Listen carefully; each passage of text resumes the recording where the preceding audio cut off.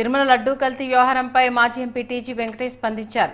జగన్ తనపై వచ్చిన అభియోగాలను ఎందుకు పోగొట్టుకోవడం లేదని ప్రశ్నించారు. జగన్ హిందువుల మనోభావాలతో ఆడుకుంటున్నారని టీజీ వెంకటేష్ అన్నారు. లడ్డూ కల్తీపై హిందూ సమాజం ఆగ్రహంతో ఉందన్నారు. వైసీపీ హయాంలో టీటీడీలో గత 5 ఏళ్లుగా అనేక అవకతవకలు జరిగాయని ఆరోపించారు.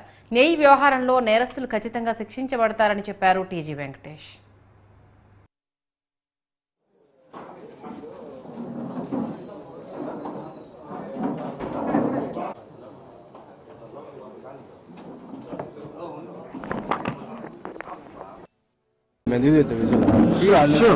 Sure.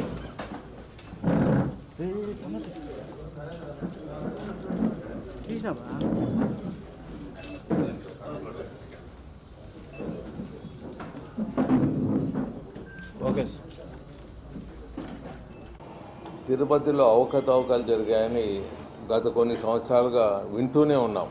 దాన్ని రెక్టిఫై చేసుకోవాలని అప్పుడున్న జగన్ ముఖ్యమంత్రి గారు ఎప్పుడూ ప్రయత్నం చేయలేదు. దానికి తోడు సుబ్బారెడ్డి గారిని పెట్టడం, అంతకుముందు ఉండటం, మళ్ళీ సుబ్బారెడ్డిని తేవటం, మరి కరుణారెడ్డి గారిని తేవటం.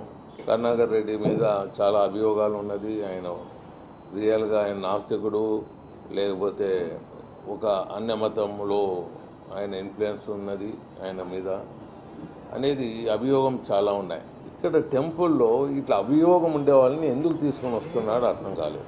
సుబ్బారెడ్డి వైఫ్ ఎక్కడ వెళ్ళినా ప్రచారంలో రాజశేఖర రెడ్డి వైఫ్ అంటూ అన్య మతాల్లో ఆమె ప్రచారంలో ఉన్నది అనేది ఒక అభియోగం.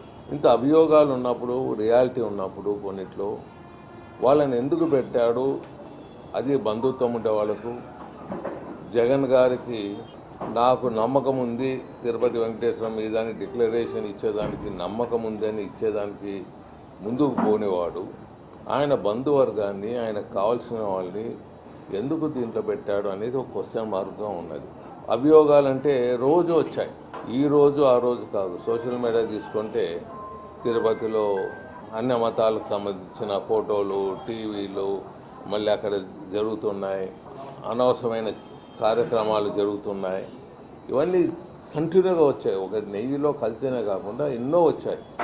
అభియోగాల్ని పోగొట్టుకోవాలని ఎప్పుడూ తాపత్రపడలే జగన్ గారు.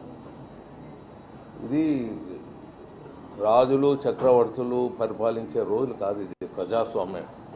ఆన్సరబిలిటీ అనేది ఉంటుందనేది జగన్ గారు ఎప్పుడు ఆలోచించలేదు.